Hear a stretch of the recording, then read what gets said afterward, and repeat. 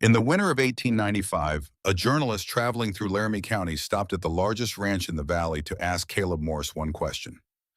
The journalist had heard the story by then. Most people in three territories had heard some version of it. He wanted to know what Caleb Morse, the man who had built more frontier structures than any living soul in Wyoming, considered the most important lesson of his long career. Morse was 54 years old that winter. He had hands like worn saddle leather and eyes that had seen enough hard seasons to stop counting them. He sat across from the journalist at his kitchen table, a cup of coffee going cold between his palms, and he did not mention the 30 years. He did not mention the dozen cabins he had raised from raw timber, or the barns he had built that still stood straight against the Wyoming wind, or the fences he had run across more miles of open country than he could accurately recall. He mentioned one afternoon in January of 1888. He mentioned a thermometer on a barn wall. He mentioned a girl of 17 in a cotton dress. The journalist wrote it all down, but he could not quite capture what crossed Caleb Morse's face in the telling of it. It was not pride and it was not shame, though it contained something of both. It was the expression of a man who had been shown late in life that the thing he thought he understood best was the thing he had understood least. That is a particular kind of knowledge. It does not arrive gently. It does not leave easily. And it begins, as most hard lessons do not, with the moment of revelation, but with everything that came before it. So go back 14 months. Go back to the autumn of 1887, when the grasslands of Wyoming were still warm enough to cut, and the sky ran on forever in every direction, and a family named Vance was preparing to leave everything they had tried to build. Harold Vance was a good man. That much was never in dispute. He was honest in his dealings and gentle with his children, and he had come west with genuine faith in the land and in himself. The faith had not been enough. The land in that part of Wyoming was too dry for the crops he knew how to grow, and the winters were a different order of severity than anything he had prepared for, and after 2 years of fighting a losing battle against both, the debt had accumulated to a point where the arithmetic was impossible to argue with. His wife Margaret had been sick through most of the second winter, a deep rattling sickness that lived in her chest and would not leave. His older son Owen had found work in Pittsburgh before the family ever came west and had returned to help them pack, with the settled certainty of a man who had always known this would be the outcome. The other children were young enough to be carried forward into whatever came next, without grieving too hard for what was left behind. Eleanor was the exception. She was 17 years old, and she had been born on the wagon journey west, which meant she had no memory of anywhere else. The grasslands were not a compromise to her. They were not a second choice or an adventure or a calculated risk. They were simply the world. The particular quality of light in the late afternoon, when the whole plain turned gold, and the shadows of the grass stretched long, and the wind came down from the north, carrying something that smelled like distance itself that was not scenery to Eleanor Vance. That was home in the oldest and most irreducible sense of the word. She argued, she pleaded. She laid out what she believed were reasonable cases for staying one after another until her father's silence became a kind of answer. And the silence of her mother, thin and exhausted in her chair by the stove, confirmed it.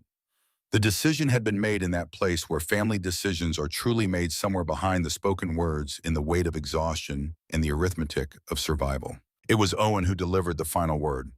He found her in the barn on the evening before the last standing among the few remaining animals, with her hand on the neck of the old roan mare that had been hers since she was 12 years old. Owen was 26, and he carried himself with the particular authority of the eldest child who has been proven right. He was not cruel.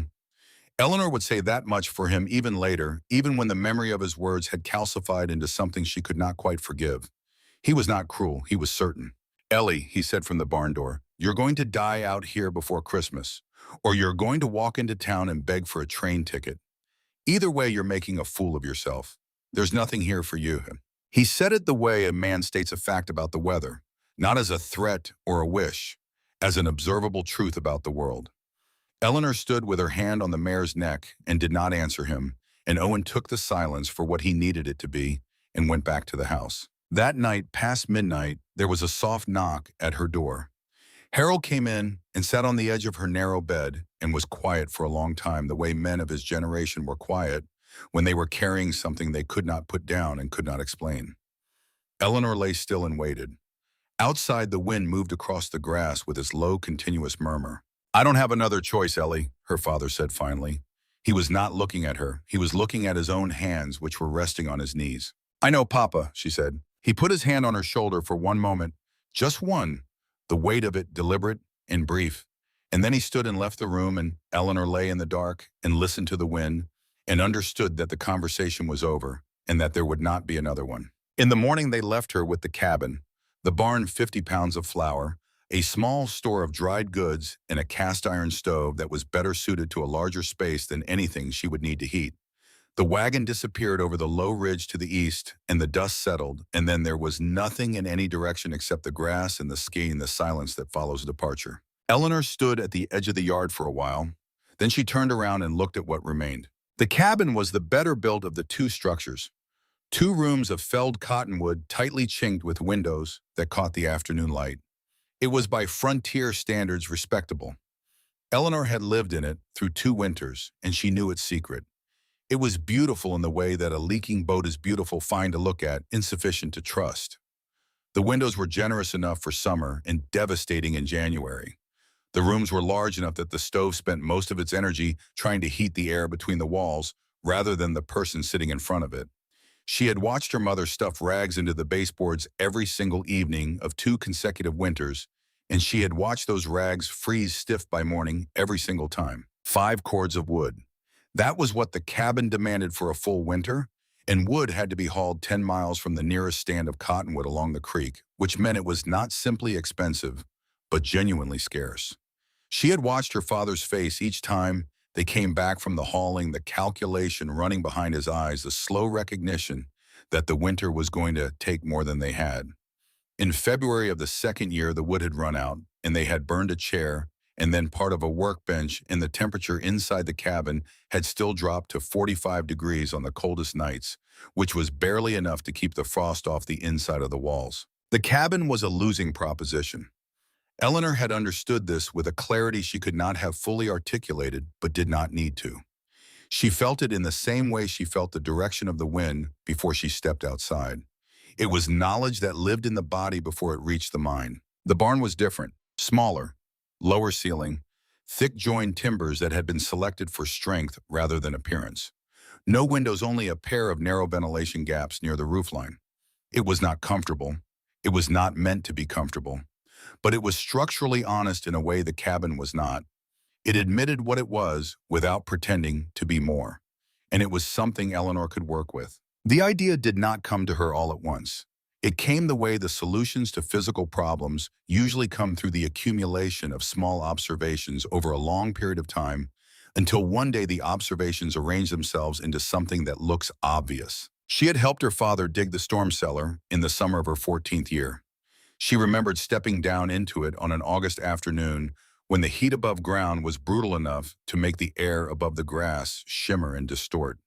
The cellar was cool, not merely less hot, cool in a way that felt deliberate, as though the earth were doing something on purpose. She had stood at the bottom of the ladder and pressed her palm against the soil wall and felt it, that steady, calm temperature that did not fluctuate with the sun or the wind, that held itself at something close to 50 degrees through every season without any effort at all. She had watched badgers work their burrows into the hillside south of the property, and she had watched coyotes find shelter in deep earthen dens during the worst nights. The animals were not stupid. They had been solving this problem for longer than anyone had been building cabins, and their solution was always the same. They did not fight the cold. They got below it. The barn was not underground, but it could be made to behave as though part of it were. The physics of it resolved in her mind on a Sunday afternoon in late September, while she was sitting on the fence rail watching the light change over the grass. She thought about what the cold actually did. Not the cold itself, but the mechanism of it. Wind stripped heat from surfaces. That was the primary weapon. A 30-mile-an-hour wind did not just chill the air around a structure. It actively pulled warmth through the walls, dragging it outward through convection, a continuous theft that no fire could fully compensate for. The stove was not heating the cabin. It was trying to replace what the wind was taking, and it was always losing. What if the wind could not reach the walls? A second wall outside the first. Not wood, because wood was expensive and scarce and required skilled joinery to keep it tight, But sod was neither of those things. Sod was the one material she had in infinite supply. The buffalo grass on the open plain had been building a dense, fibrous root mat for centuries, and the result was a material that was heavier than stone that held its shape once cut, that packed tight against itself and grew more solid over time rather than less. She would build a sod wall 3 feet thick along the north face of the barn, and the west face the two directions from which the winter storms always came. She would leave a 2-foot gap between the outer sod wall and the barn's timber wall. That gap would trap air. Still air, not moving air. Still air is one of the finest insulators that exists, and in the gap between the two walls, the wind would never reach it. Beyond that, the thick earthen wall would absorb whatever heat the winter sun provided during the daylight hours and release it slowly through the night, smoothing out the brutal temperature swings that made every frontier winter feel like fighting two enemies at once, the cold itself and the cold that came after. She explained none of this to anyone. There was no one to explain it to. She found the sod cutter behind the barn, half buried under blown debris, its iron blades still sound. It was designed to be pulled by a team of oxen, which she did not have. She drove a heavy iron stake into the ground, 50 feet out, ran a rope from the cutter to the stake, and used a length of oak branch as a lever to winch it tight after each push of the blade. It was agonizingly slow. Each pull advanced the cut by 6 inches. She worked from the first gray light of morning until she could no longer see clearly in the evening, and at the end of the first day, she had enough material for perhaps 2 courses of a single wall section. On the third day, a boy appeared on the county road and slowed to a stop, watching her. He was 14 years old, lean, and serious-faced, with the particular watchfulness of a child who has learned to read situations carefully before committing to them. His name was Danny Holt, and his family worked a small claim at the far end of the valley. He stood on the road for a while, then he came through the fence gate without being invited and stood closer. Eleanor did not acknowledge him. She was managing the rope, bracing her feet against the ground, pulling. "What are you building?" he said. She did not answer immediately. She finished the pull, set the lever, and straightened her back. "Hold that end," she said, pointing to the rope. He held it. They worked through the rest of the afternoon in something that was not quite companionable, silence, but was functional and sufficient. When the light finally failed and Eleanor called a stop, Danny coiled the rope with the practiced efficiency of a boy who had been doing farm work since he could walk. "Can I come back tomorrow?" he asked. Eleanor considered him. "If you want," she said. He came back the next day and the day after that. 2 weeks after the work began, Ruth Calloway rode over from her place 2 miles down the road. Ruth was 45, widowed 3 years prior, with the careful eyes of a woman who has survived enough difficulty to take the measure of new difficulty quickly. She brought a jar of apple butter and sat with Eleanor during the noon break and watched the half-built wall with an expression that Eleanor could not quite read. She had promised to check in. She was keeping the promise. That was something. "How are you managing for food?" Ruth asked. "Well enough for now," Eleanor said. Ruth nodded. She did not push.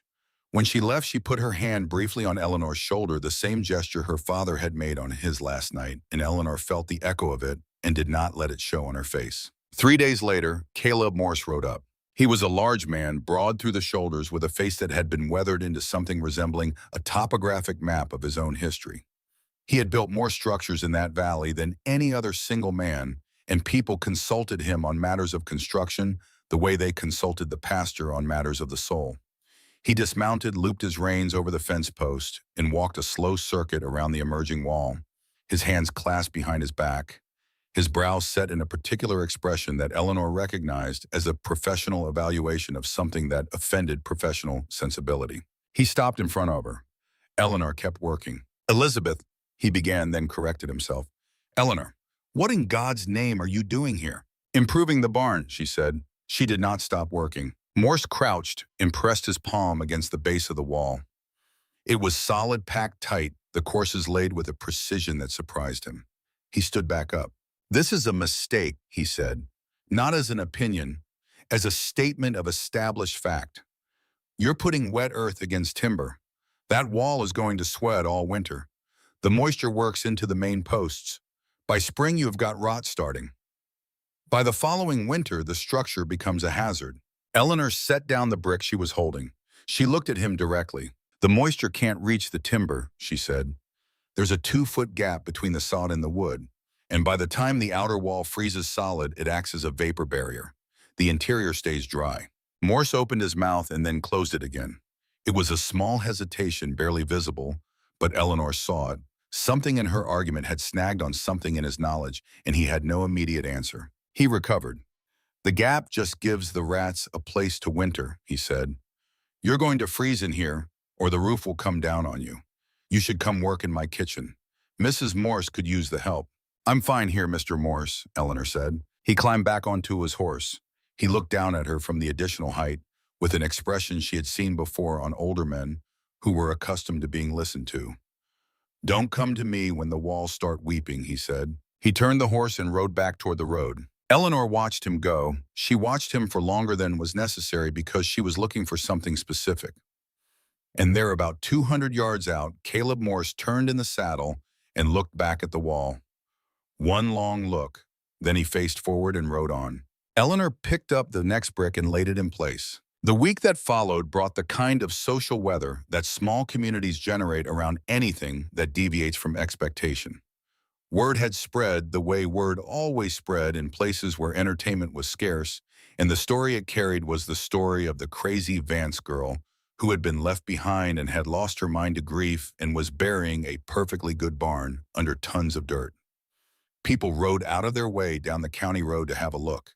They slowed their horses and pointed and talked among themselves. At the trading post, a freighter named Silas Pruitt made a joke in front of a crowd that Eleanor still carries with her. She had ridden in for salt and kerosene, and she was tying her horse to the rail when his voice came from the porch, loud and aimed at the assembled audience of men and idlers. "Look what the prairie dug up. The Vance girl. I heard you're building yourself a tomb out there, Ellie, digging your own grave to save the undertaker the trouble." There was laughter, the particular laughter of men who are cold and bored and willing to spend their sympathy on something cheaper than actual concern. Eleanor kept her head down and went into the store and bought what she came for and left without meeting anyone's eyes. Danny was there. He had been inside picking up a pound of nails for his father. He came out behind her and fell into step. He did not say anything for a while. They walked to their horses. "My father once dug a well where everybody told him there was no water," Danny said finally. They laughed at him too. Eleanor untied her horse. "Did he find water?" she asked. 40 feet down," Danny said. She looked at him for a moment. Then she mounted and rode back toward the barn, and Danny rode his own way, and neither of them said anything more about it. Agent Abernathy came out from the county land office 2 days later, sent by someone who had sent a letter about the unconventional and potentially hazardous structure going up on the abandoned Vance property. He was a careful man, professional in his manner, and he walked the perimeter of the sod wall, making notes in a small leather-bound ledger. He tested the wall's stability with the practiced skepticism of his office. He peered at the timber frame of the barn visible above the earthen barrier. He wrote several things down. "Miss Vance," he said finally, "I've been assessing frontier structures for more than a decade. This is not anything I've encountered in any building manual or specification I've reviewed. The compressive load on the timber walls is a significant structural concern. The weight is borne by the earth itself," Eleanor said. "The wall is essentially self-supporting. The barn frame doesn't carry the load of the sod." Abernathy looked at her over his spectacles. "Are you an engineer, Miss?" "No," Eleanor said. "I'm a person who is going to be here in February."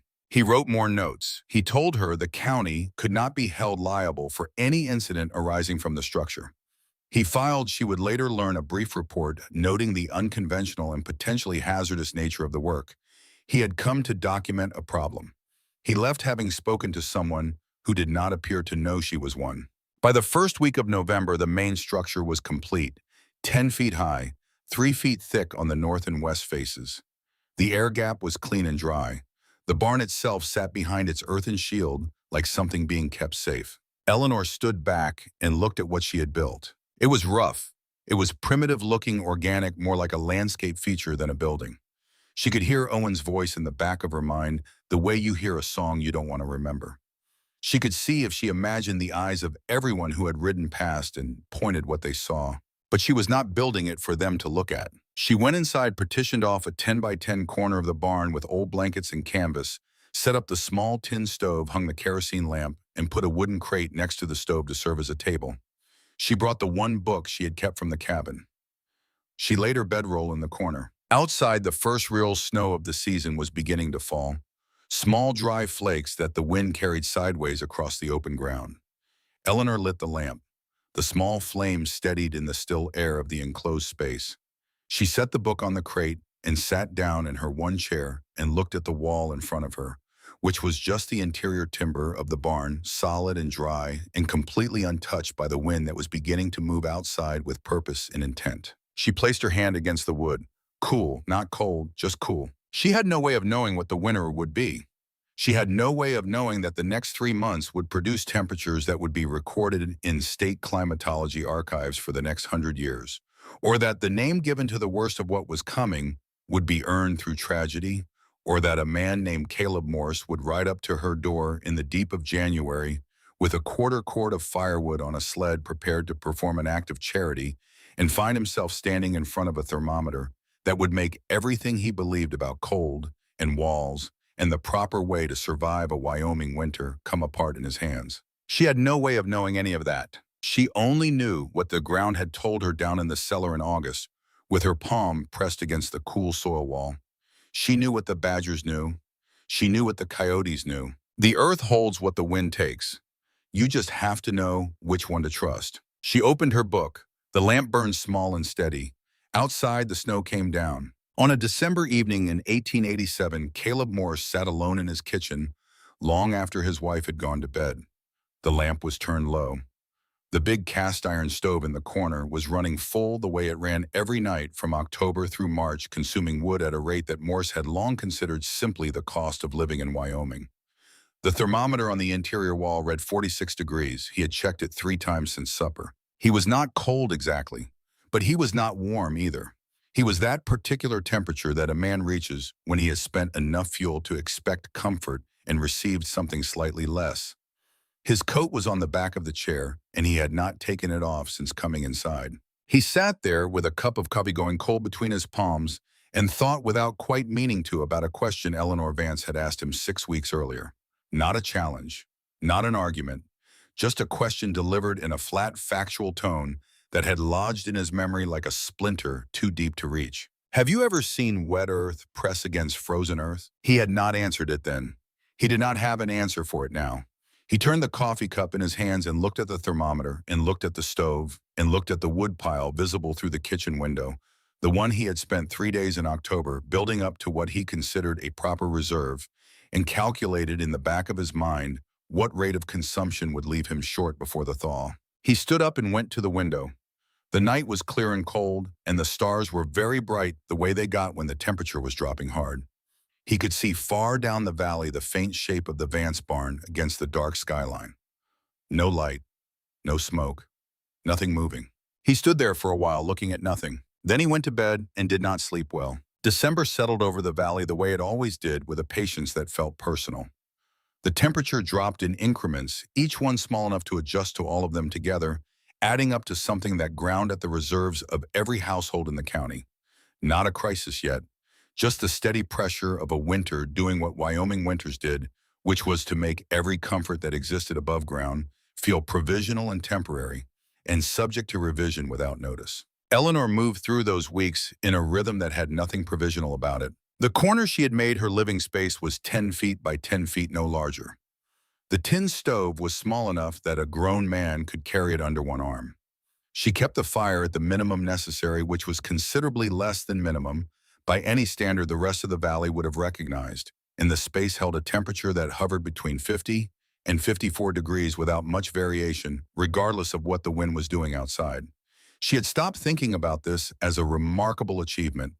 It had become simply the weather inside the way the weather outside was simply the weather outside, 2 different climates separated by 3 feet of packed earth and 2 feet of still air. Danny Holt came by on a Tuesday morning in early December with a pair of rabbits he had cleaned and tied together through the back legs. He held them out without ceremony. "From me," he said in a tone that made clear it was not from his mother, regardless of what he might tell her later. Eleanor took them and hung them just inside the barn door where the cold would keep them. She looked at the boy who was stamping his feet against the chill and looking around the barn interior with the alert curiosity he brought to everything. "You want to learn something useful," she said. He looked at her. "Yes." She took the small thermometer down from the wall where she had hung it, a salvaged instrument from the cabin, and showed him how to read it properly, how to note the time alongside the temperature, how to record the number in the small notebook she had been keeping since the 1st of November. Outside temperature at dawn, inside temperature at dawn, outside at midday, inside at midday, outside at dusk, inside at dusk. The notebook was already 30 pages deep with entries in her careful handwriting, columns of numbers, that told a story she had not yet needed to tell anyone. Every day, she said, you do this every day, you come and you write it down exactly. Danny took the notebook like it was something important because he understood that it was, and from that point forward, his visits had a formal structure to them that they had lacked before. He came in, read the thermometers, wrote the numbers, and then sat for a while in the warmth of the small space, and sometimes they talked, and sometimes they did not.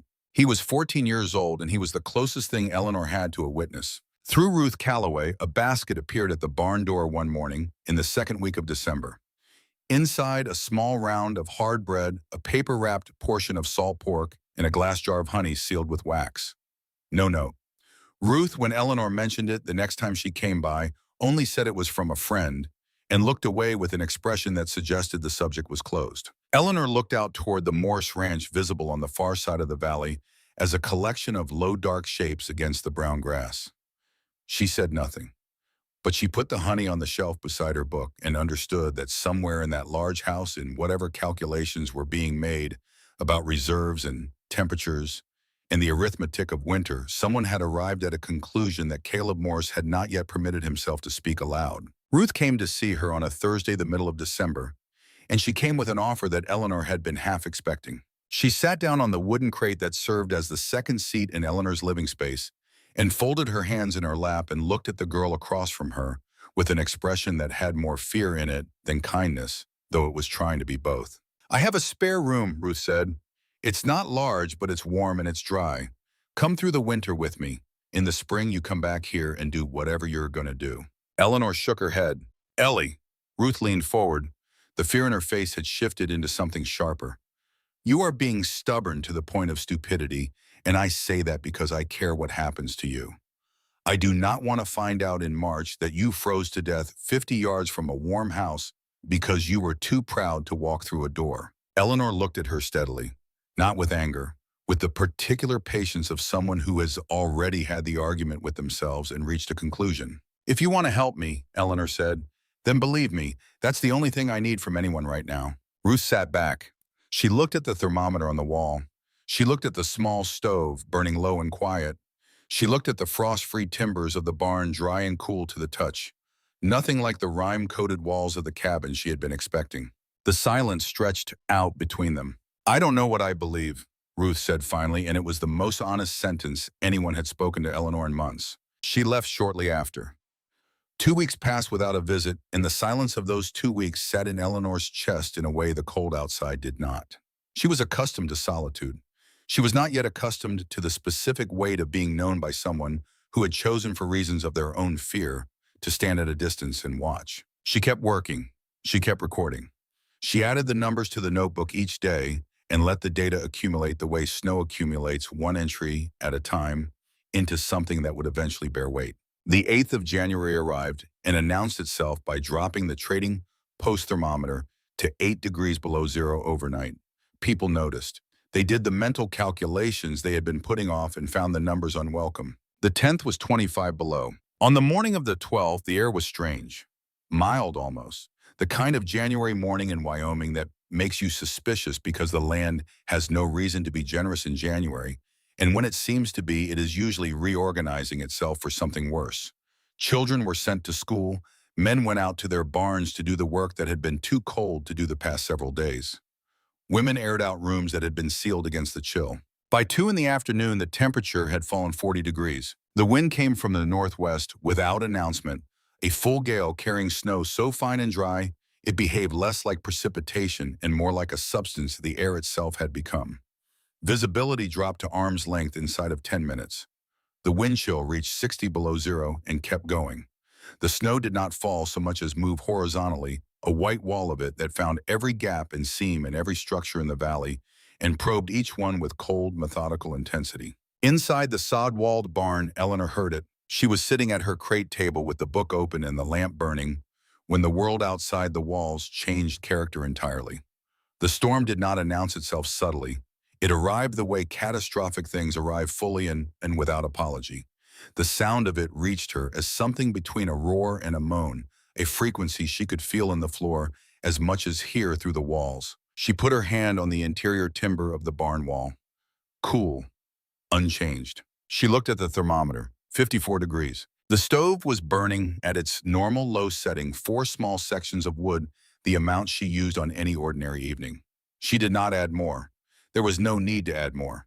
The storm outside was doing its worst against the outer face of the sod wall, stripping heat from the surface of the earth, with the full violence of one of the worst blizzards in Wyoming's recorded history, and none of that violence reached the timber frame she was sitting inside of. The barn held what it had been given. That was all. That was enough. She wrote in the notebook, January 12th, 11 p.m. Interior temperature 54 degrees. Fuel consumed today 4 sections. She estimated the outside temperature at something below 35 degrees negative and left the precise figure blank because she had no way to measure it. Then she sat back and listened to the storm beat itself against the earth and got nowhere. And after a while, she picked up the book and found her place and kept reading. The second night of the blizzard, the knock came. It was faint, almost too faint to hear over the wind, which had not diminished. Eleanor set the book down and held still, not certain she had heard it. Then it came again, a little stronger, the sound of knuckles against heavy wood. She opened the barn door against the pressure of the wind, and Danny Holt fell half inside. He was not dressed for the kind of cold that was outside. He had on his regular coat, the one he wore for daily chores, and his boots and a scarf that had come partially unwound, and his face was the color of old ash, and his lips had gone a shade of purple that Eleanor recognized as a color that needed immediate attention. She pulled him in and got the door shut and pushed him toward the stove without waiting for him to speak. "Sit," she said. He sat. He was shaking so hard she could hear it, a fine continuous tremor that she had seen in calves pulled from cold water. She got the blanket off the bed and put it around his shoulders and put the tin cup of water that had been sitting warm on top of the stove into his hands and closed his fingers around it. She waited. It took several minutes for the shaking to reduce itself to something manageable. "My father," he said, his voice rough. "He went out to check the cattle when the storm hit, and he fell. Slipped on the ice. His wrist is bad. He can't move it." He paused to breathe. "And the cattle, 3 of them got out of the near pasture when the gate blew. I don't know where they went." Eleanor looked at him. The color was coming back to his face in slow patches. "Your mother is with your father?" "Yes." "Is he in the house?" "Yes." "Warm enough." Danny nodded. "Then he is all right for tonight," Eleanor said. "You are going to sleep here. In the morning, when there is light enough to see, we will go find the cattle." Danny opened his mouth to say something about his mother, or his father, or the propriety of sleeping in Eleanor Vance's barn, and Eleanor looked at him with an expression that ended the conversation before it began. She gave him the bedroll. She sat up through most of the night in the chair, keeping the stove at a temperature sufficient for a boy who had nearly frozen, and she listened to the storm work itself into historical proportions outside the walls, and she was not afraid. She was occupied. There is a difference. By the time gray morning light showed at the ventilation gaps near the roofline, the wind had dropped to something navigable. Eleanor woke Danny at first light. They dressed in everything available. She pulled on the heavy wool coat she kept on the peg by the door, and Danny rewound his scarf, and they went out into a world that had been redesigned overnight. The snow had drifted to the eaves of the cabin on the north side. The fence lines were buried. The county road was indistinguishable from the surrounding fields. The air was still and devastating, the cold that follows a blizzard, always more absolute than the cold within it, a finished cold, a cold that has done what it intended. They found the 3 cattle in the low ground behind the Holt property's north fence, huddled together in the lee of a small rise, alive but barely mobile.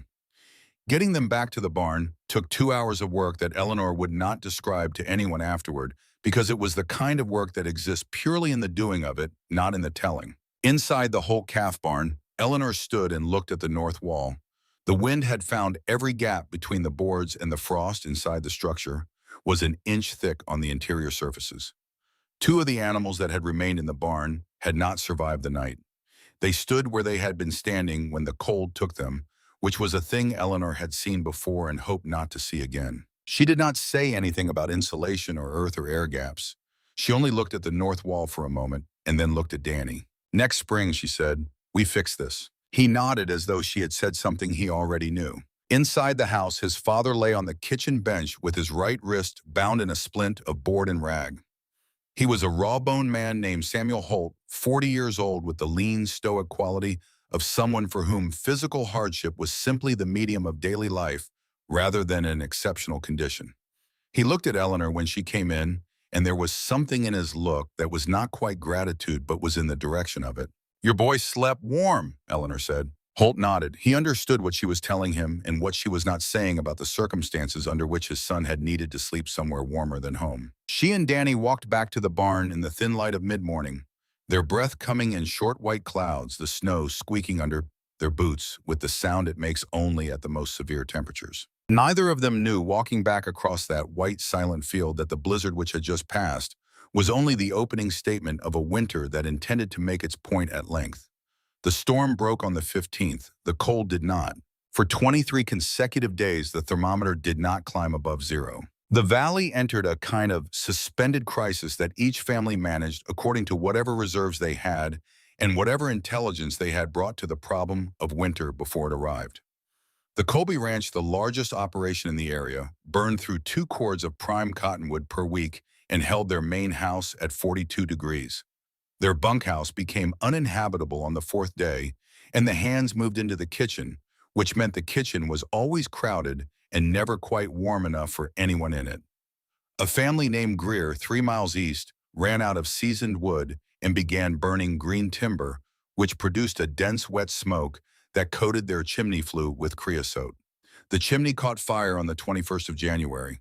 They were fortunate to lose only the chimney. Inside the barn on the Vance property, Danny recorded the numbers every morning. January 14th, outside -22, inside 56 degrees, fuel consumed 4 sections. January 18th, outside -29, inside 53 degrees. Fuel consumed 5 sections owing to an unusually clear night with strong radiative cooling. January 21st, outside -31, inside 55 degrees. Fuel consumed 4 sections. The notebook was filling up. On a clear afternoon around the 20th, with the sun out, but contributing almost nothing thermal to the landscape, Caleb Morse rode out to check on a herd of cattle he had wintered in the south pasture. His route took him along the county road past the Vance property, as it sometimes did. He was not planning to stop. He saw the smoke first, or rather, he saw what the smoke was not. It was not the thick, rolling column of a stove being pushed hard. It was not the dark, laboring output of a firefighting for every degree it could produce.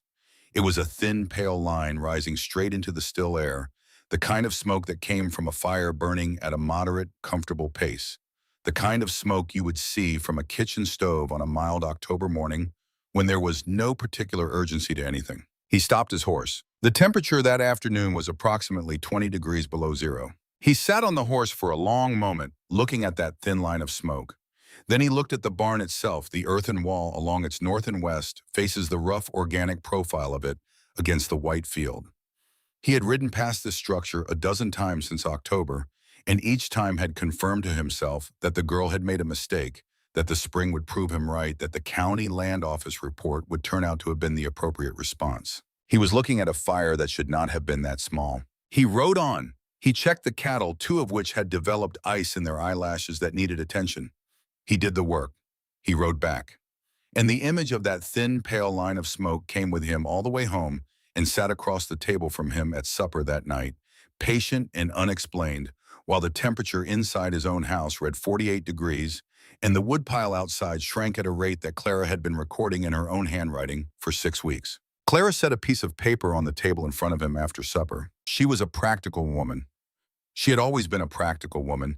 She had married Caleb Morse knowing what she was choosing and had made the most of every good thing in that choice and managed the rest without complaint. But practicality in her interpretation did not mean pretending that numbers were different from what they were. The paper in front of him was covered in her careful columns. Dates, temperatures measured inside the house which she had been recording every morning while he was in the barn, fuel consumed estimated by her count of the woodpile, projected remaining supply at current burn rate. If the winter continued at its present severity for another 3 weeks, which was not an unreasonable expectation, they would exhaust their reserves by mid-February. Caleb looked at the paper. He looked at it for a long time. "I've been sending food to the Vance girl," Clara said, "through Ruth Calloway, since November." She said it the way she said things that were not requests and were not confessions, but were simply facts being delivered to someone who needed to have them. I thought she might know something we didn't. Caleb did not look up from the paper. "Your man Crawford has 2 fingers that are white," Clara said. "He showed me this morning. He won't say anything to you because he's afraid of seeming soft." The kitchen was quiet. The stove was running full.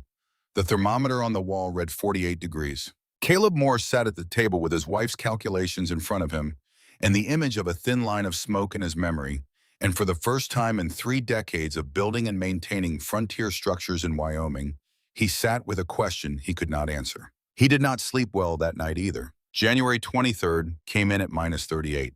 Caleb Morse loaded a quarter quart of his best firewood onto the sled before dawn, working in the dark by lantern light. He did not tell Clara where he was going, but she watched him from the kitchen window with a cup of coffee in her hands in the expression of a woman who already knows. He hitched the sled to the draft horse and rode out into a morning so cold that each breath arrived in the lungs as a distinct physical event, a brief clean pain that reminded you at every inhalation exactly what you were dealing with. He told himself all in way across the frozen valley that he was going to check on the girl, that it was a charitable errand, that he expected to find her in some version of distress that would allow him to deliver the wood and perhaps some sensible advice about coming to stay somewhere warm for the remainder of the winter.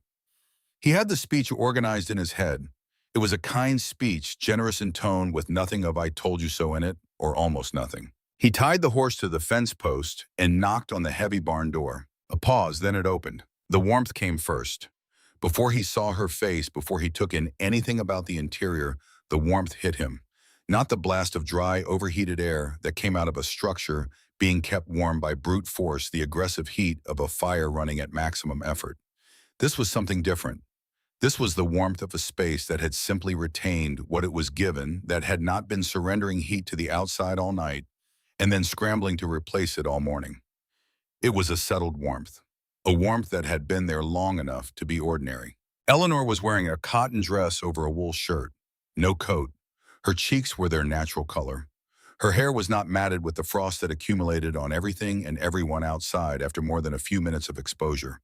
She looked at him with the expression of someone who had been interrupted in the middle of something but was willing to be civil about it. He stepped inside without quite being invited. He was not going to stop himself. He needed to understand what he was standing in. The space was small, the partitioned corner she had made her home, and it was lit by the kerosene lamp and the faint glow of the tin stove, which was doing the least impressive thing a stove could do while still technically operating. He had never seen a fire that small, heating a space that warm. His eyes found the thermometer on the timber post. He walked to it. He bent and looked. The mercury sat at 58 degrees. He straightened up slowly. He looked at the stove. He looked at Eleanor, who was watching him with no particular expression. He looked at the woodpile against the wall, which, after what he now knew had been weeks of the worst cold in Wyoming history, contained enough wood to suggest she had used almost none of it. "We're burning half a quart a week," he said. His voice sounded different than he expected, quieter. "To hold 48 degrees. Eleanor said nothing. He sat down in her only chair. She did not object. He sat there for a long moment and looked at the thermometer and looked at the stove and looked at his own hands, which were still white with cold from the ride over despite his heavy gloves. His man Crawford's 2 white fingers, the cattle with ice in their eyelashes, the paper covered in Clara's columns. "I built the Aldrich cabin in 1861, he said to no one in particular, to the floor, to the thermometer. "I built the Morrison barn in 1869. I've put up more structures in this county than any other man alive, and every one of them is fighting the winter the same wrong way. Brute force, more wood, more fire, more of the same thing that isn't working, just more of it." The stove ticked quietly. "I was wrong," he said. 3 words. He had said harder things in his life, or things he had believed were harder at the time. But those 3 words cost him something. He could feel leaving some assumption about himself and his knowledge that had been there so long. It had become part of the structure, and now it was gone, and the structure was still standing, which surprised him. Eleanor looked at him for a moment. "Would you like some tea?" she said. He looked up. Whatever he had been expecting her to say, it was not that. He nodded. She moved to the stove and set the kettle on, and neither of them spoke while it heated and the stove burned small and steady, and the thermometer held 58 degrees, while the world outside performed its worst at -38, and Caleb Morris sat in Eleanor Vance's only chair and felt 30 years of certainty rearrange itself into something he did not yet have a name for. What he did not know, sitting in that chair, was that far to the east, in a house in Pittsburgh, a man named Harold Vance had recently received a letter from an acquaintance passing through Wyoming. The letter was brief and factual, the way letters between men who are not close tend to be. It said that his daughter was alive. It said she had built something that people were talking about. It said he thought Vance would want to know. Harold had read the letter 3 times. He had put it in his coat pocket. He had not shown it to Owen, who was living 2 streets over and doing well at the shipping company. He had not discussed it with Margaret, who was stronger this winter than the city air, agreeing with her in ways the Wyoming air had not. He had carried it in his coat pocket for 11 days without telling anyone. Some knowledge is too large to share until you understand what to do with it. Some things a father has to hold alone for a while, turning them over in the private dark of his own conscience before he can decide what they mean and what he owes. The tea was hot and plain, and Caleb Morse drank it in the warmth of a barn that should have been cold, surrounded by the evidence of a winter's worth of something he was only beginning to understand how to call by its right name. Outside, the cold continued. It had 23 days in it still, though no one knew that yet. And in the notebook on the shelf above the thermometer in Danny Holt's careful 14-year-old handwriting, the numbers kept accumulating one day at a time into a record that no one had asked for and everyone would eventually need. February arrived the way survivors arrive, quietly without ceremony, carrying evidence of what it had come through. The temperature did not warm all at once. It released its grip in small increments over the first 2 weeks of the month, a degree here, 2 degrees there, as if the cold were not retreating so much as slowly losing interest. The snow that had been preserved in its original fallen shape for weeks began to change character at the edges, softening slightly at midday before refreezing at night into a harder, more consolidated surface. The valley was still white. It would be white for another 6 weeks. But the quality of the light had changed, and the animals knew it before the people did, and the people knew it in the back of their bones before they knew it in their minds. Eleanor was sitting at her crate table on a morning in early February when she opened the notebook and looked at the full record for the first time with the intention of actually reading it rather than adding to it. Danny had been keeping it faithfully since December. The entries were in both their handwritings, hers in the earlier pages and his in the later ones, the columns precise and undecorated temperatures and fuel tallies and nothing else. She turned through the pages slowly. The numbers told a story that did not require interpretation. They simply sat on the page and were what they were, and what they were was this: through the worst recorded winter in Wyoming's documented history, she had maintained a living temperature in a 10 by 10 foot space using a quantity of fuel that the winter had no answer for. She closed the notebook and set it on the shelf and did not think about it in terms of triumph. She thought about it the way she thought about most things that had worked, which was to note that it had worked and consider what the working of it meant for what came next. What came next, she had decided, was spring. And after spring, another winter. And the winter after that. She was still here. She intended to remain here. Those were the only 2 facts that mattered to the immediate future. The community's reckoning with what it had endured came in stages, the way it always does. First, the tallying of losses. The Colby Ranch had lost 11 head of cattle, 2 horses, and 6 weeks of productivity from hands who had spent the coldest period simply trying to keep themselves and the animals alive, rather than doing the work ranches required.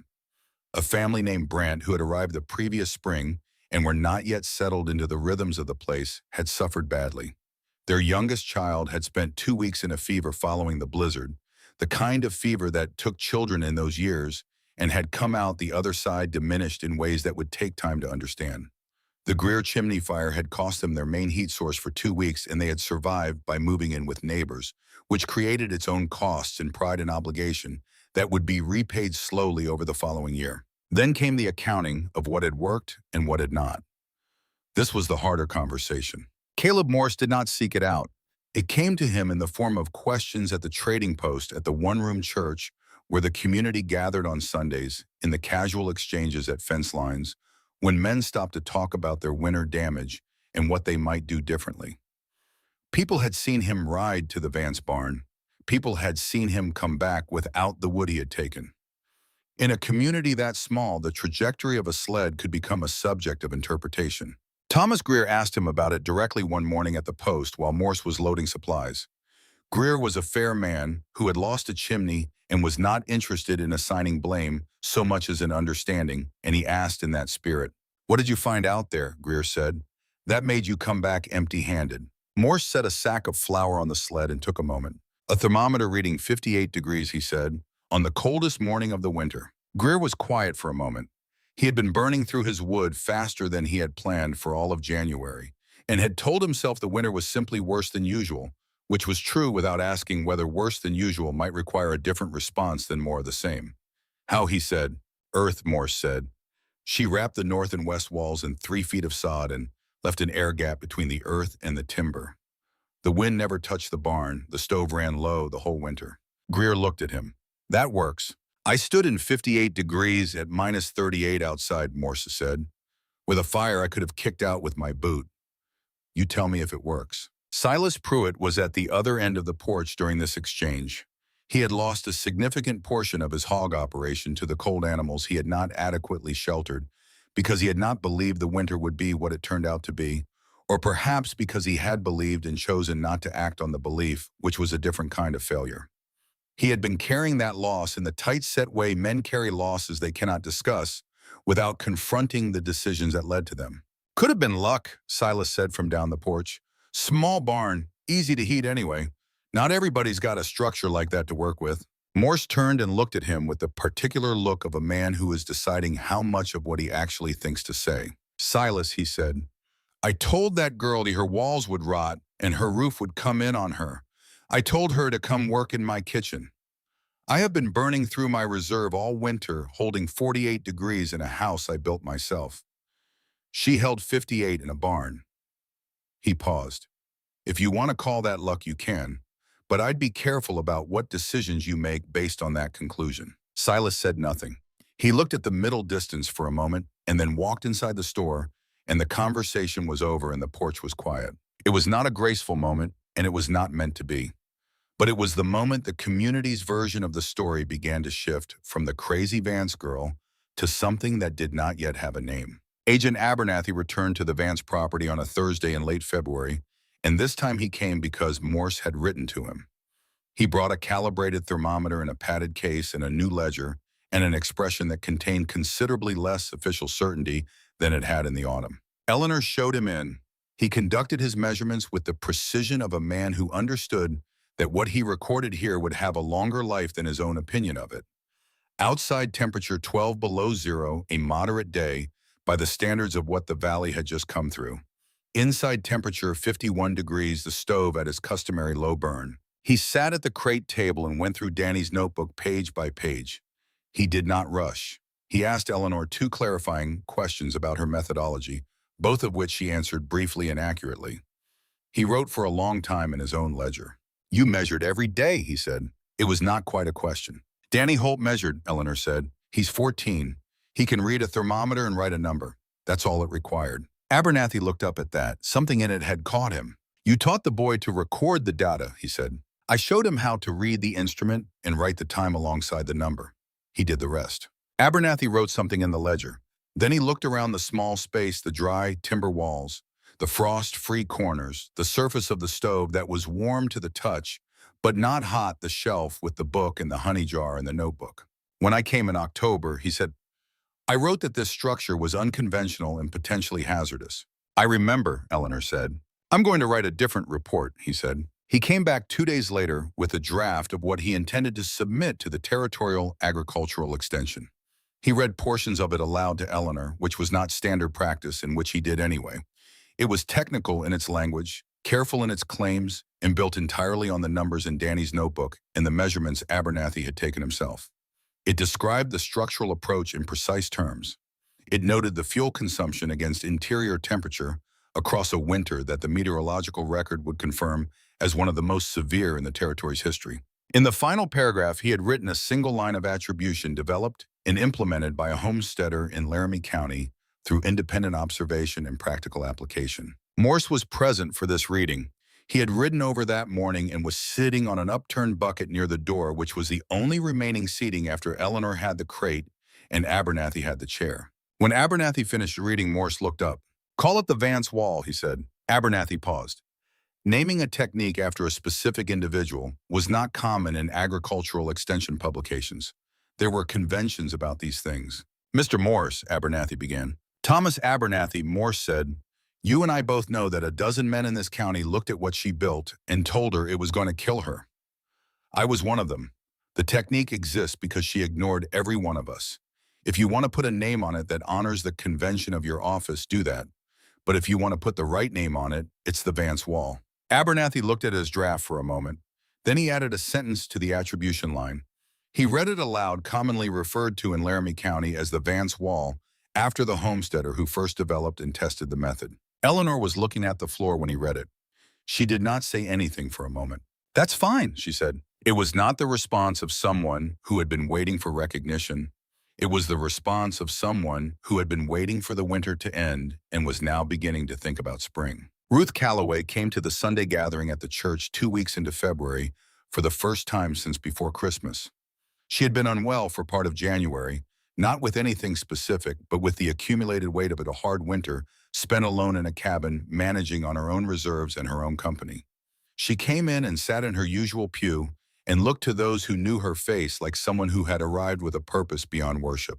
The gathering after the service was when people talked standing in the thin February light outside the church door with their coats pulled close, exchanging the news and assessments that a community uses to take its own measure.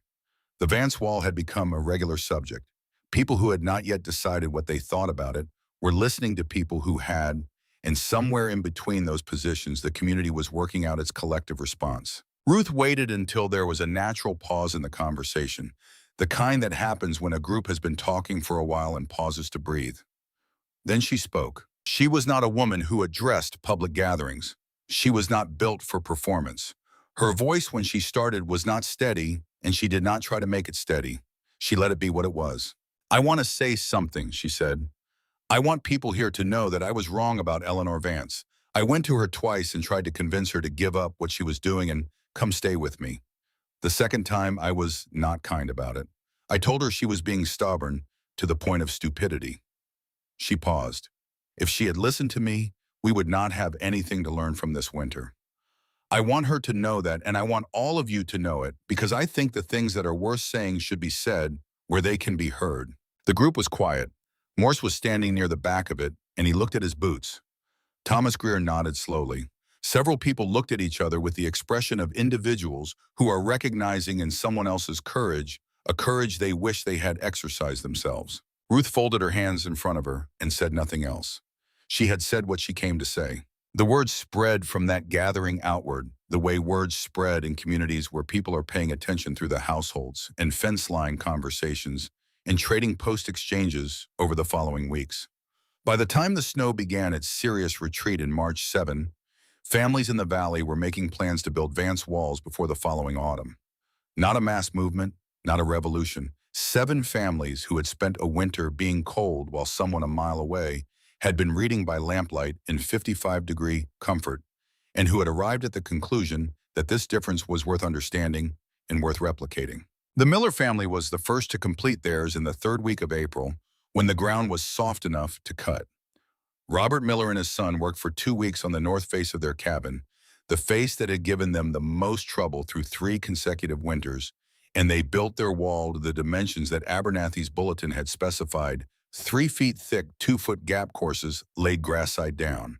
It was rougher than Eleanor's work and took them longer than they expected, and when it was done, it looked, as Robert Miller said to his wife, like the cabin had grown a new skin. The following winter, they burned less than half what they had burned the winter before. They lived in a house that held 50 degrees without effort, and their children were not sick, and Robert Miller did not once lie awake calculating whether the wood would last. He rode over to the Vance property in December to tell Eleanor this.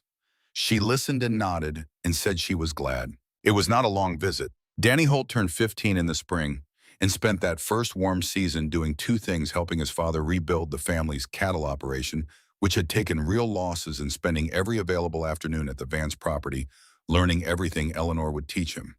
He had progressed well beyond thermometer reading by then. He understood the directional logic of the wall placement, why north and west and not the others. He understood the relationship between wall thickness and the depth of the frost line. He understood what happened to the thermal performance if the air gap was compromised, if something was stored in it, if the outer wall was built too thin at the base. He was not a student in any formal sense. He was a boy who wanted to understand how things worked and had found in Eleanor Vance someone who had no patience for the version of knowledge that lived only in the telling rather than the doing. In the early summer, his father came to him and asked him to explain in plain terms what exactly they were going to do to the cattle barn that autumn. Danny explained it. Samuel Holt listened to his son describe the wall placement and the gap and the earthen mass without interrupting, his face carrying the particular expression of a father who is hearing his child say something that surprises him with its clarity and confidence. When Danny finished, Samuel said, "Where did you learn all that?" "Miss Vance," Danny said. His father was quieter for a moment. He looked out toward the Vance property where the barn with its earthen coat stood in the summer light looking entirely unremarkable, which was itself remarkable if you knew what it had done in January. "She teach you anything else?" Samuel asked. "She's teaching me to read better," Danny said. "And she says I have a good eye for level ground." Samuel nodded slowly. He did not say anything further. But the following week he sent Danny over with a dressed side of pork hung in the Holt manner, with a particular knot that meant it was a gift and not a trade. And Eleanor understood the language of it and hung the meat and said nothing to Danny except thank you. The letter from Owen came in April, folded into an envelope that had taken 3 weeks to find its way from Pittsburgh. Eleanor sat on the step outside the barn to read it in the light of a morning that carried the first real warmth of the year. The air smelled like mud and new grass and the particular clean edge that comes when the cold finally releases its hold and the earth begins to breathe again. Owen's handwriting was precise and controlled, the way his speech was precise and controlled, the way everything about Owen organized itself into forms that did not leak or overflow. The letter was not long. He told her the weather in Pittsburgh had been difficult, which was his way of acknowledging that the winter had reached even there with some of its severity. He told her that their mother was improved significantly, improved the city air, and the rest having done what Wyoming could not. He told her their father was working as a clerk for a shipping firm on the water steady work enough to live on. Then he wrote, "I have heard some things from people who know people out there. I have heard about the winter. I have heard about what you built." Father heard too. He read the letter that came 3 times. He did not say anything to me about it, which is how I know it mattered to him. Eleanor looked up from the page at the valley spread out in front of her, still patchy with snow in the low ground, but green showing at the higher elevations. The grass coming back the way it always came back, without being asked, without requiring encouragement, because that was what it did. She looked back at the letter. Owen had written, "I was wrong about one thing. You were not making a fool of yourself. You were doing something I did not have the capacity to understand when I saw it. I am not sure I fully understand it now, but I know the difference between those two things, and I want you to know that I know it." There was no apology in the formal sense. There was no sentence containing the word sorry. That was not how Owen communicated, and Eleanor had always known it, and she read what he had written with the understanding that for Owen Vance, this letter was the equivalent of sitting on the edge of a bed in the dark and putting his hand on someone's shoulder and meaning it. She folded the letter and held it for a moment. Then she put it in her coat pocket because some things needed to be carried for a while before they were set down. Clara Morse came alone on a Tuesday afternoon in late August, riding the smaller of the Morse horses, a bay mare that Eleanor recognized. She came through the gate and tied the horse and came to the barn door with a basket over one arm, the kind of visit that announces itself as deliberate by everything about it. She was dressed for riding, practical and neat, and she had the air of a woman who has decided on a course of action and is not second-guessing it. Eleanor invited her in. The summer had changed the small space. The blanket partitions had come down months ago, and Eleanor had been living in the full barn through the warm season, the additional room welcome, after the contracted months of winter. The stove sat cold in the corner. The thermometer was still on the timber post. Clara set the basket on the work table. Apples dried and fresh together, a small wheel of hard cheese, a paper of salt. "I was sending you food through Ruth," Clara said, "since November." "I know," Eleanor said. "Thank you." Caleb didn't know I was doing it at the time. Clara looked at her directly. She had a direct manner that Eleanor respected. "He knows now." "What did he say?" "Nothing," Clara said. And then after a pause, with Caleb, nothing is how he says that he agrees. Eleanor looked at her for a moment, and something moved through her expression that was not quite a smile and not quite relief, but contained elements of both. It was the expression of someone who has been operating in isolation for long enough that any confirmation of connection, however small, carries a disproportionate weight. He was the first person to say the right name for it, Eleanor said. In front of Abernathy, he insisted on it. I know, Clara said. He told me, in his way. She looked around the barn at the dry walls, at the thermometer, at the notebook on the shelf. He came home from here in January, and he sat at the kitchen table for a long time. He's not a man who sits and thinks where people can see him. When he finally came to bed, he said she did what I told her not to do, and she was right, and I was wrong, and that is the whole of it. Clara paused. For Caleb, that is a very long speech. Eleanor looked at the apple in her hand that she had taken from the basket without thinking.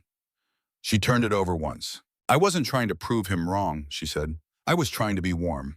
I know that, Clara said. He knows that too. Now. They sat for a while in the barn, with the summer light coming through the ventilation gaps, warm and unhurried. The way time moves when the pressure of survival has been lifted, and what remains is simply the texture of ordinary days. Clara asked about Eleanor's plans for the coming winter, practical questions about the woodpile and the food stores, and Eleanor answered with the directness of someone who has been managing these calculations alone long enough to have them always present. They talked about the Miller family's new wall, and about the Holts, and about the 7 families who were building before the frost came. When Clara stood to leave, she paused at the door. You should come for supper sometime, she said. When the season slows, Caleb would like it. Eleanor considered this. Tell him I'd like it too, she said. Clara rode out through the gate, and Eleanor watched her go with the apple still in her hand, and the afternoon stretched out around her quiet and ordinary, and full of the particular richness that ordinary days acquire after extraordinary ones. The second letter from her father came in October. It was shorter than Owen's. 2 sentences in Harold's slow, deliberate hand, the hand of a man who had never been confident with written language, but was trying. Ellie, your mother is much better. If you are willing, I would like you to write to me and tell me about the wall. Eleanor sat with the letter for a long time. She thought about her father's hand on her shoulder in the dark. She thought about his face turned away from her at the family table while Owen laid out the numbers. She thought about the way some men carry things they cannot speak, and how that silence can look from the outside like indifference, and how it sometimes is and sometimes is not, and how the difference between those two things matters more than most people acknowledge. She got out paper and ink. She did not write a short letter. She wrote what she knew in the order that she had learned it from the storm cellar in August, to the buffalo grass roots, to the cold that came in January with its particular fury. She wrote about the thermometer in the notebook and Danny's handwriting filling in where hers had stopped. She wrote about Caleb Morse in the chair and the tea and the 3 words he had said. She wrote about the smoke, the thin pale line on the coldest morning of the century rising straight into the sky while the valley came apart around it. She wrote for 2 hours. Then she added one more paragraph at the end, and it was the one she had not planned and did not revise. I know you did what you had to do, she wrote. I understood that then, and I understand it better now. I am not angry. I want you to know that. This is my home, and I am still here, and I am well. And what I built this winter will still be standing when everything that doubted it is gone. I would like to keep writing to you. I think there is more I want to say, and more time to say it in now that the hard part is behind us. She sealed the letter and set it on the shelf next to the notebook. In the morning, she would ride to the post. Abernathy's bulletin went out through the territorial agricultural extension in November and reached ranches and homesteads across Wyoming, Montana, Nebraska, and the Dakotas by the following spring.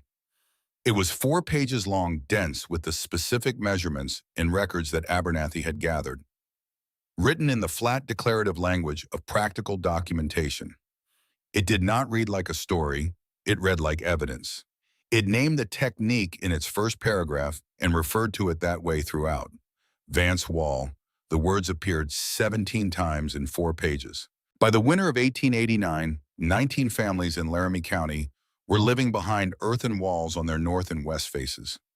The valley looked different from the county road, the familiar shapes of cabins and barns altered by the dark organic profiles of the sod additions, as if the buildings had grown something, or as if the prairie had grown toward the buildings and met them partway. Danny Holt built the wall on the Holt cattle barn that autumn, the one Eleanor had promised the previous winter.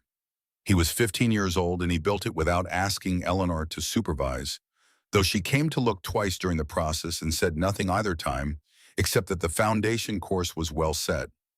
When it was finished, Samuel Holt walked around it once, pressed his boot against the base the way Morse had done at the Vance barn a year before and found it solid. "Your daughter teach you well," he said to Danny, and then corrected himself.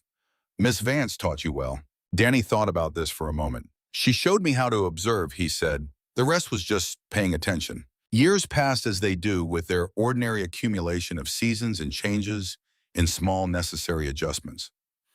Eleanor remained on the property. She added rooms to the barn, in stages proper rooms, rather than partition corners built with the knowledge of someone who now understood in her bones how structures behaved in cold.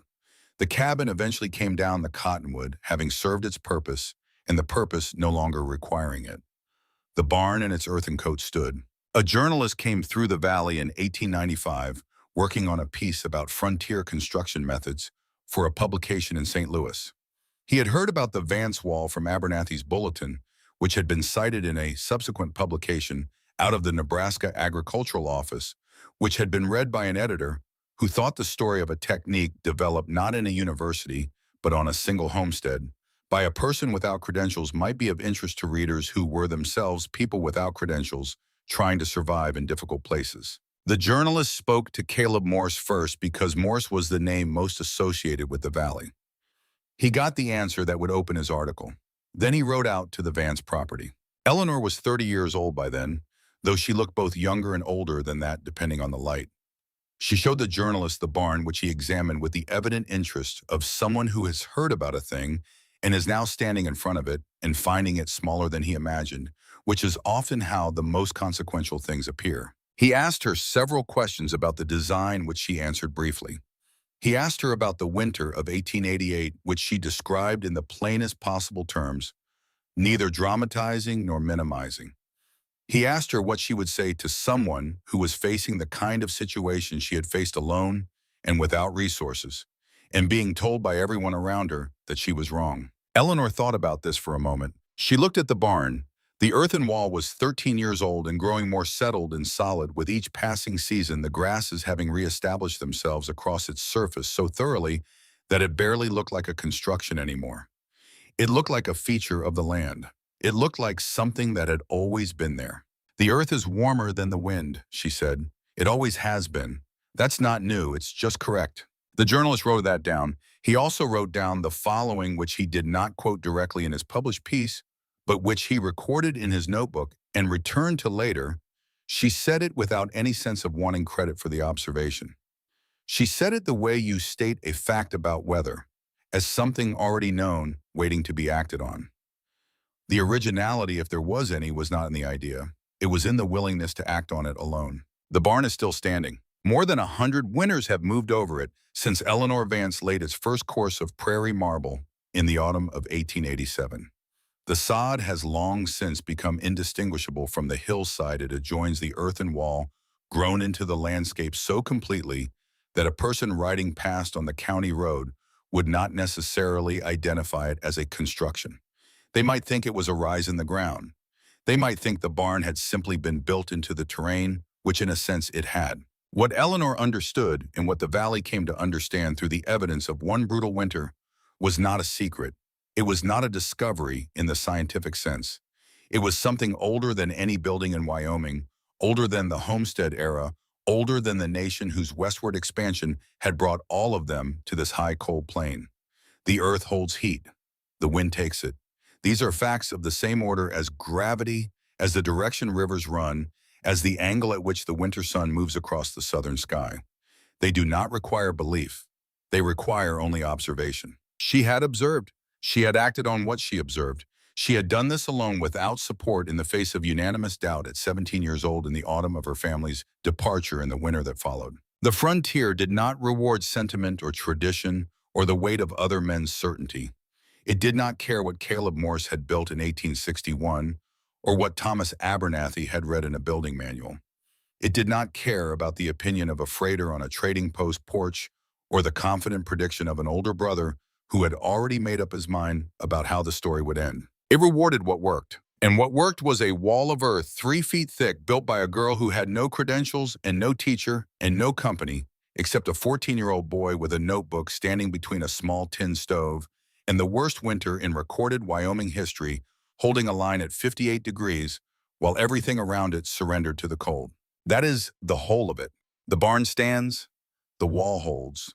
The grass grows back every spring across the earthen face of it, green and persistent and entirely indifferent to what anyone thought was possible. It always does.